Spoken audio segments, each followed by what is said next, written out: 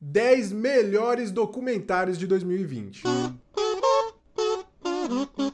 Senhoras e senhores, eu sou Roary Moraes, sejam muito bem-vindos ao meu canal e, por favor, não repara a bagunça. Já deixa aí o seu like, o seu dislike, compartilha, comenta, se inscreve e balanga o sininho, porque hoje nós vamos dar continuidade a essa série especial de vídeos aqui que eu preparei, que são top 10 dos melhores filmes que eu vi em 2020. Tem também dos piores aí e tal, acompanha o canal que vai sair muita coisa legal.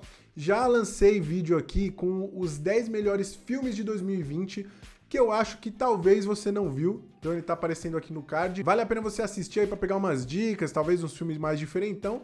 E hoje a gente vai falar de um gênero que é um dos meus favoritos, eu gosto demais desse gênero aqui, mas ele é meio subestimado, assim, meio esnobado pela galera, que são os documentários. Sim, hoje eu separei a lista aqui dos 10 melhores documentários de 2020, na minha opinião, obviamente, né? E para formar essa lista eu usei os seguintes critérios. Primeiro, tem que ser filme de documentário, obviamente, que eu tenha gostado muito, e filmes documentários que eu tive acesso em 2020. Certo? Então, vamos conferir aí quais foram os 10 melhores documentários de 2020, na minha opinião. Iniciando aqui a nossa lista, coloquei no 10º lugar o documentário Ligue Já, o lendário Walter Mercado. Documentário sobre a vida e obra dessa figura antológica e curiosa, para dizer o mínimo, que é o astrólogo e excêntrico Walter Mercado. Tá aí um cara que tá no nosso imaginário, né? Que até hoje aparece às vezes como meme, como figurinha.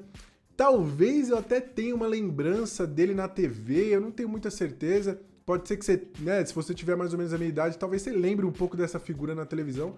Mas de fato a gente não sabe nada sobre ele, né? Eu não sabia nada sobre ele, sobre a infância dele, sobre o que levou ele a criar essa figura, esse personagem aí, né? E o documentário, ele conta muito disso, ele conta muito também de maracutaias desse cara, que ele se envolveu. Eu não tinha ideia do tamanho desse cara, o tanto de sucesso que ele chegou a fazer. E é legal também porque o documentário, ele explora um pouquinho esse lance, né, dos trambiques e tal, apesar de não explorar tanto, assim, ele passa de uma forma meio superficial, dá uma passada de pano, sim, aí pro lado do Walter Mercado, meio como se ele fosse a vítima do negócio. Porém, eu acho que isso não prejudica o documentário. Mesmo assim, é muito interessante você mergulhar na história dessa figura bizarra, que é o Walter Mercado. As passagens de tempo aqui no documentário são ilustradas com umas figuras, uma arte ali meio esotérica, né? Então isso cria uma vibe muito legal pro documentário.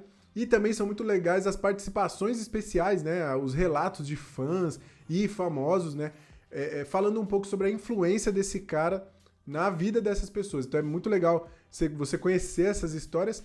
E eu vou destacar aqui, obviamente, a participação dele, Lin-Manuel Miranda, esse semideus que brinda a gente com a sua presença aqui na Terra, a sua presença entre nós, meros mortais. Então, só por causa disso, já está garantido o 10º lugar aqui na lista. No 9º lugar, o documentário Miss Americana. Sim, o documentário que conta aí um pouco da trajetória de sucesso e da vida da Taylor Swift e como, ao longo desse processo, ela amadureceu tanto como profissional, como música, como artista, mas também como pessoa. Grande surpresa dessa lista aqui pra mim, porque Taylor Swift era uma artista qualquer coisa pra mim. Nunca dei muita bola. Pra mim, qualquer coisa que tocava na rádio era Taylor Swift. Eu não sabia identificar.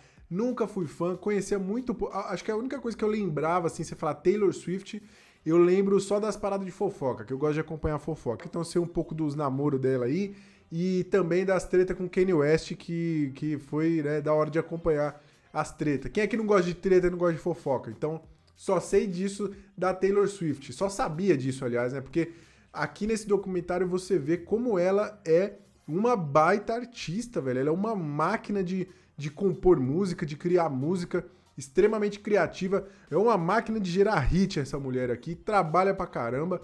E eu acho impressionante, né? Porque nos tempos que a gente vive hoje, você pode até não gostar das músicas dela, mas você vê a artista que compõe, que faz questão de ela ir lá e criar a parada. Ela não tem, sei lá, uma inteligência artificial escrevendo por ela, ou 50 compositor trancado dentro de uma casa escrevendo sobre qualquer coisa de amor aí, né? Então isso é legal de ver como ela é autêntica, né? Porque as músicas delas todas refletem momentos que ela tá vivendo, então a vida dela tem bastante impacto no que ela tá produzindo e é muito, muito legal de observar a construção dessas músicas e desses discos. Então assim, pra você que é fã da Taylor Swift, isso já é um prato cheio, né? Isso aí pra mim não teve tanta relevância. O que eu achei mais legal desse documentário aqui é ver como o amadurecimento dela impactou na carreira, né? Que ela começou a sentir a necessidade de se posicionar em determinados assuntos. E aí você para pra pensar, pô, um tweet de Taylor Swift é um tiro de bazuca, entendeu? Pode causar danos irreparáveis à carreira dela, pode causar um estrago absurdo. E aí tem um momento de muita tensão, né? Onde ela quer se posicionar politicamente, e aí fica todo aquele negócio, caramba, não sei se eu posto. E ali a assessoria dela, meu, você tem certeza que você vai fazer isso? E você fica tenso vendo essa parada. Esse documentário também tem umas participações especiais bem legais.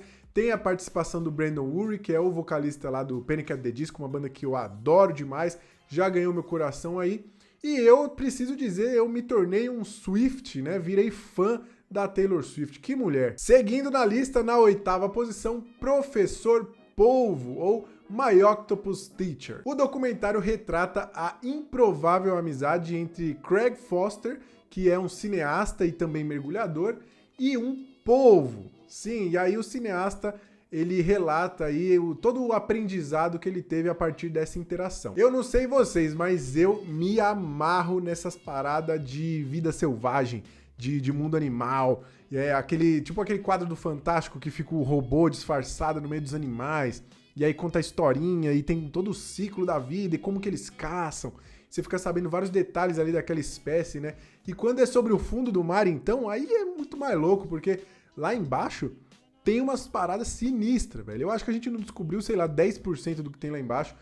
Tem uns bichos feios, cabuloso, bizarro, e isso muito me atrai, né? Então já fiquei um pouco curioso com relação a esse documentário por conta disso. Mas os caras conseguiram fazer um documentário aqui que mexe com o seu emocional, velho. Sério, você vai se importar com esse povo, com essa amizade, você vai ficar tenso.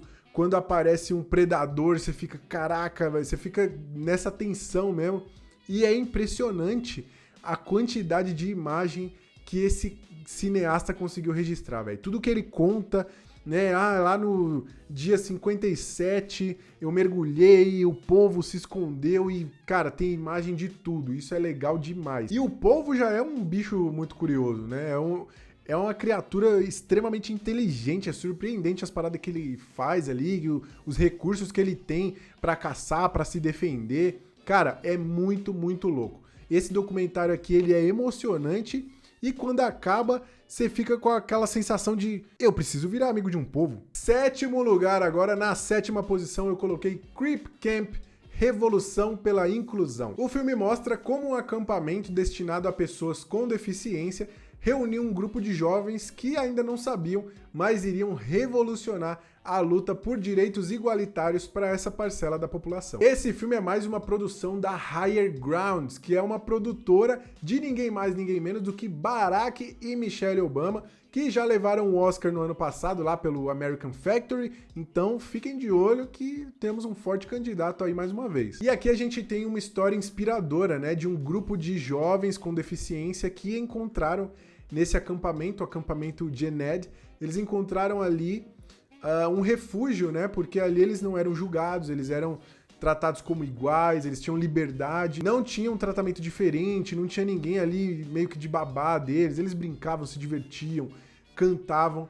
E foi nesse espírito meio Woodstock ali que surgiu toda uma rebeldia, uma consciência coletiva de que para conquistar a acessibilidade que eles precisavam, os direitos que eles almejavam ali, para que essa categoria, né, esse grupo de pessoas fosse ouvido, eles iam precisar ir à luta, né, ir para cima, e é isso que acontece. E o filme ele traz diversas reflexões que são muito interessantes, né?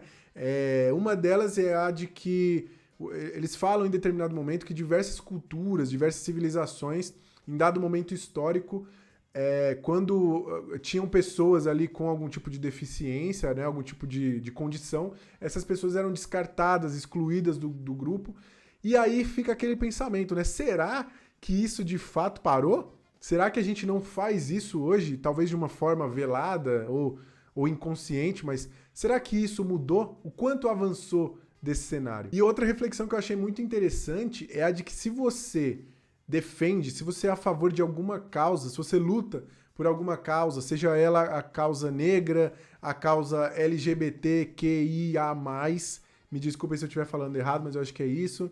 Então, se você defende alguma dessas causas, não adianta você olhar só para a sua causa, não adianta você defender só os direitos da tua classe, do teu grupo de pessoas, né? E tem uma passagem muito interessante nesse filme aqui, relacionada aos Panteras Negras, que eu acho que é uma baita reflexão pra gente nos dias de hoje. Então fica a dica aí, assistam e conheçam a história desses heróis, porque é fantástica. Sexto lugar, na sexta posição eu coloquei o filme Atleta A, documentário que aborda um escândalo na ginástica olímpica dos Estados Unidos, envolvendo aí o médico da equipe, o Larry Nassar, que por muitos anos abusou de várias atletas. E aí a Federação do Esporte fez o quê? Passou um pano pro cara, é lógico, né? Esse aqui é doído de assistir, velho. Esse aqui é revoltante, porque a gente vê a história se repetindo, né? É aquele lance de aparece uma mulher, faz uma denúncia de que foi abusada e essa mulher não é ouvida, né? Para que essa mulher ganhe voz, precisa aparecer 50 vítimas, porque aí já fica mais difícil de arrumar uma desculpa, de contestar, né? A gente viu uma história recente parecida, que foi esse lance aí com a Dani Calabresa, né? Por muito tempo ficou sem falar, aí teve que fazer uma parada coletiva para que a empresa envolvida tomasse uma atitude. E isso faz a gente pensar, porque no caso da Dani Calabresa a gente tá falando de pessoas globais, né? Famosos, e aqui no documentário a gente vê atletas olímpicos, medalhistas, campeãs mundiais, que tem todo esse esforço e toda essa luta para conseguirem ser ouvidas. Agora eu fico imaginando o quanto isso não acontece aí o tempo inteiro, mundo afora, e pessoas anônimos não têm a mínima chance, né, ou até mesmo a mínima coragem de conseguir denunciar. O filme é justamente isso, né? Ele começa a partir do incrível trabalho jornalístico investigativo da galera ali do The Indianapolis Star, que é um jornal que a partir da denúncia de uma dessas atletas começa a cavucar e vê que a parada é muito maior e muito mais podre do que aparentava. E ele choca, é chocante por conta dos relatos que são perturbadores, né? Tem muito detalhe, assim, é uma parada bem forte, bem pesada, e é muito importante para mostrar como a nossa sociedade precisa criar urgentemente mecanismos para que essas vítimas tenham segurança e confiança para poder denunciar, e também para que a justiça tome medidas rápidas aí, né? Para que a gente não tenha esse tipo de monstro atuando aí por anos e anos sem que nada aconteça. E na quinta posição agora tem Brasil, hein? Quinto lugar vai para Babenco. Alguém tem que ouvir o coração e dizer parou. Esse documentário conta um pouco da vida, da carreira e também retrata aí os últimos momentos do diretor argentino Héctor Babenco, que tem no seu currículo filmes como Pichote, Carandiru, O Beijo da Mulher-Aranha, entre outros. Esse documentário é muito bonito, o mais impactante dele é que ele é produzido pela Bárbara Paz, que, se eu não me engano, é o primeiro longa que ela dirige, né? E ela viveu muitos anos com o Héctor Babenco, ela teve um relacionamento muito longo com ele, e você percebe no filme aqui que ele só poderia ter sido feito por alguém que realmente ama esse cara, que conhece a história e que fez parte disso, né? O filme ele tem uma sensibilidade, ele é minimalista, ele tem um tom ali que não é qualquer pessoa que conseguiria imprimir, não é qualquer diretor que conseguiria fazer isso. E a gente já tá na torcida, já tá rolando a campanha para que esse filme represente o Brasil no Oscar, na categoria de melhor filme internacional.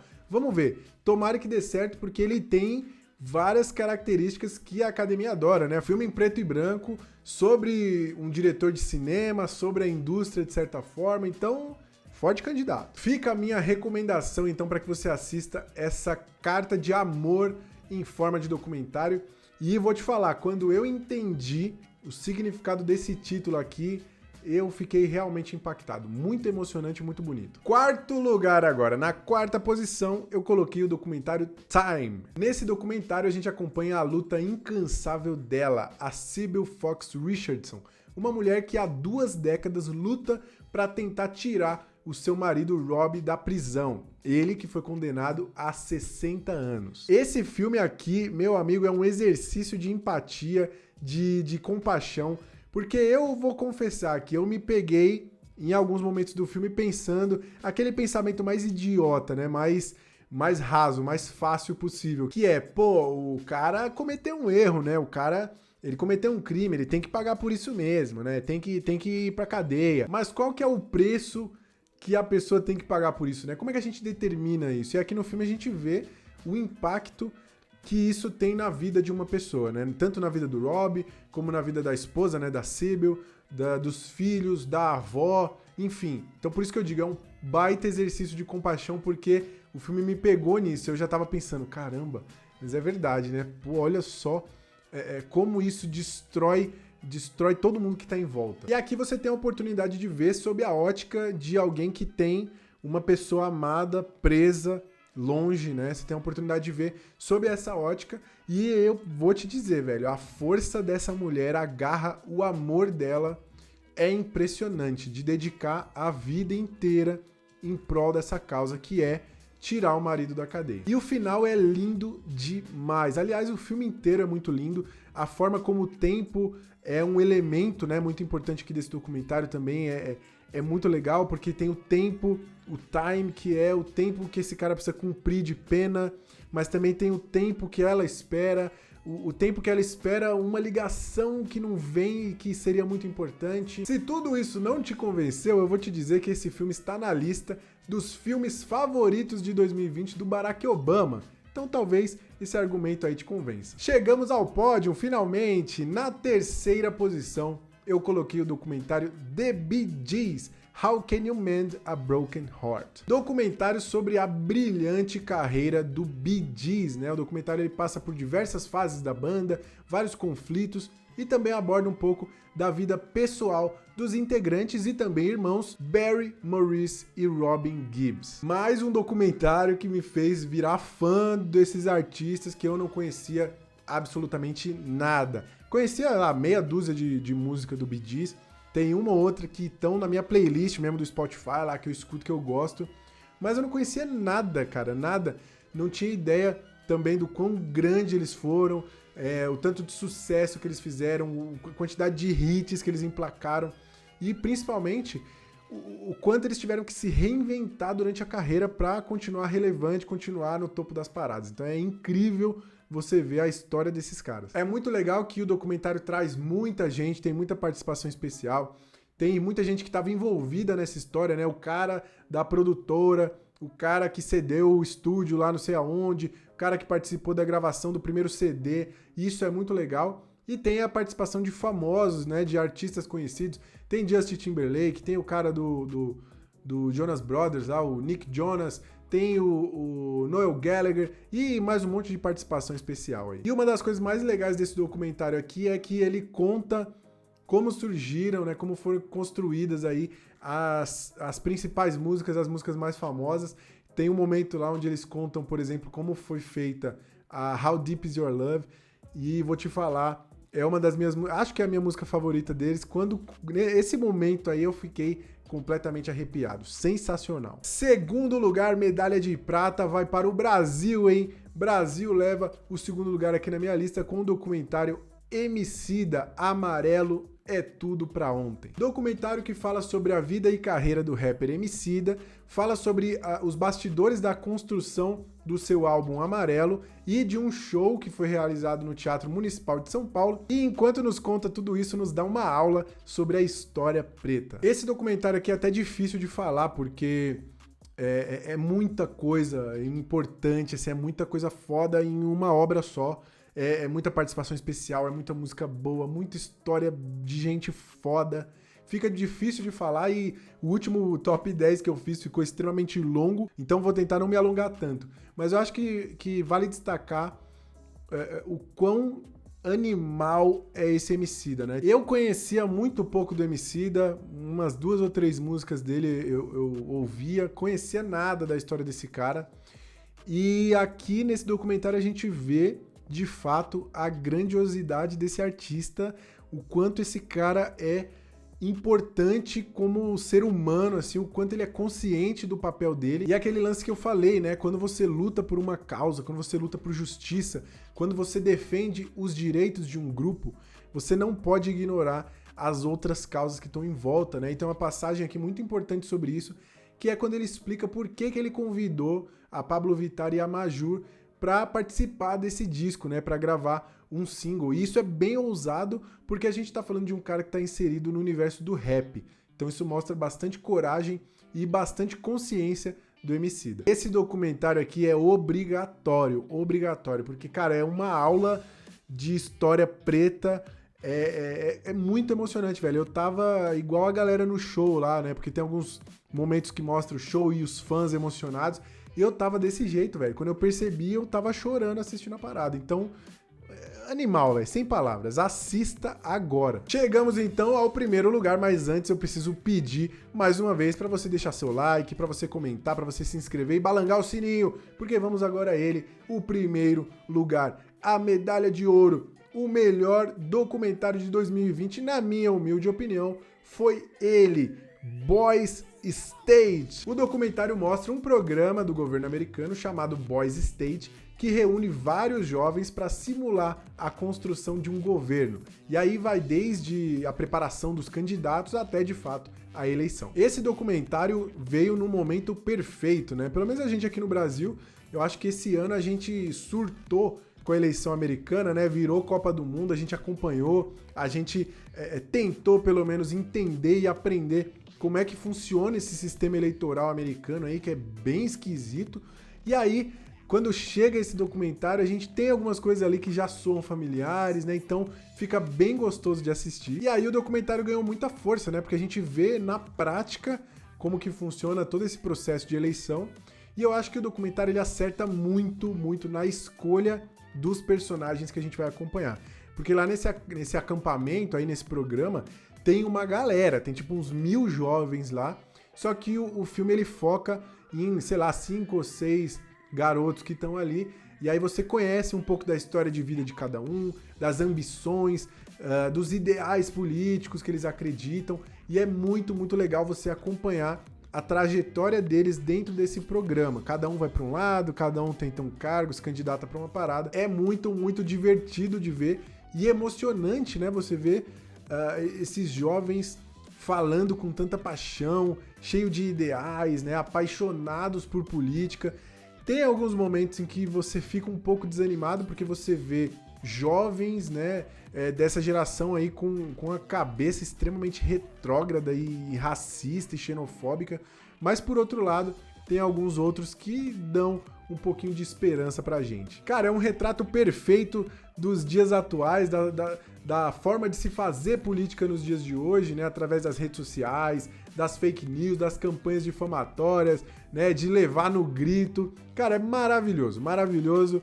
Meu documentário favorito, pra mim, o melhor documentário de 2020. Ufa, me alonguei mais uma vez, como é difícil fazer essas listas, cara, porque tem coisa que você assistiu lá atrás, tem coisa que você assistiu mais recente, aí você não sabe se você gostou mais mesmo, se você tá só com a memória fresca, mas eu quero saber de vocês, é a hora de vocês participarem. Comenta aí, já viu algum desses filmes?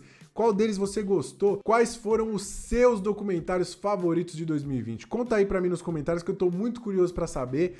Muito obrigado por assistirem esse vídeo até aqui, um cheiro pra vocês e até a próxima!